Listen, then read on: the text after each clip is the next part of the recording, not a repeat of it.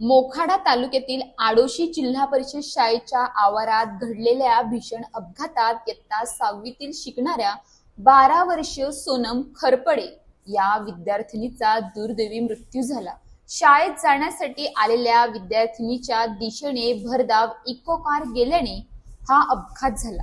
या घटनेमुळे शाळेच्या आवारात विद्यार्थ्यांच्या सुरक्षेचा गंभीर प्रश्न निर्माण झाला आहे। सोनम खरपडे ही नेहमीप्रमाणे शाळेत जाण्यासाठी आली होती।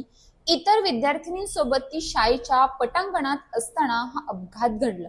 मिळालेल्या माहितीनुसार इको कार सुरू करताना चालकाचा वाहनावरील ताबा सुटला। त्यानंतर कार वेगानं पुढे जात थेट विद्यार्थिनीच्या दिशेने गेली। कार आपल्या दिशेने येत असल्याचे लक्षात येताच काही विद्यार्थिनींनी प्रसंगावधान राखत बाजूला होण्याचा प्रयत्न केला, मात्र सोनमला कारची जोरदार धडक बसली।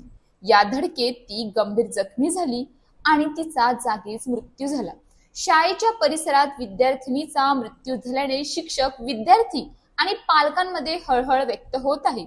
घटनेची माहिती मिळताच मोखाडा पोलिसांनी घटनास्थळी धाव घेतली। या प्रकरणी मोखाडा पोलीस ठाण्यात गुन्हा दाखल करण्यात आला असून वाहन चालकाच्या निष्काळजीपणा सह अपघाताच्या नेमक्या कारणांचा तपास सुरू आहे। या दुर्घटनेत शाळेमधील विद्यार्थ्यांच्या सुरक्षेचा मुद्दा पुन्हा एकदा ऐरणीवर आला आहे। शाळेच्या आवारात वाहने ये-जा करत असतील तर विद्यार्थ्यांच्या सुरक्षतेसाठी स्वतंत्र व्यवस्था असणे आवश्यक असण्याची मागणी पालकांकडून होत आहे। शाळेला संरक्षण भिंत नसल्यानेही हा मुद्दा अधिक गंभीर बनला आहे। दरम्यान जिल्हा शिक्षणाधिकाऱ्यांनी घटनास्थळी पाहणी करून शाळेच्या सुरक्षेची माहिती घेतली।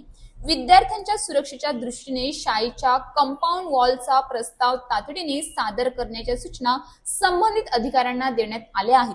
शाळा म्हणजे मुलांसाठी सुरक्षित ज्ञान मंदिर असायला हवे, मात्र शाळेच्या पटांगणातच विद्यार्थिनीचा जीव जाणे ही केवळ दुर्घटना नाही तर शाळेच्या सुरक्षा व्यवस्थेवर गंभीर प्रश्नचिन्ह आहेत। संरक्षण भिंत, वाहनांची सुरक्षित ये-जा आणि विद्यार्थ्यांच्या सुरक्षेचा उपाययोजना कागदावर नव्हे तर प्रत्यक्षात राबवण्याची आता गरज आहे। अशाच ताज्या बातम्यांसाठी आमच्या न्यूज पोलीस रिपोर्टर चॅनलला लगेच सबस्क्राईब करा आणि बेल आयकॉन दाबायला विसरू नका।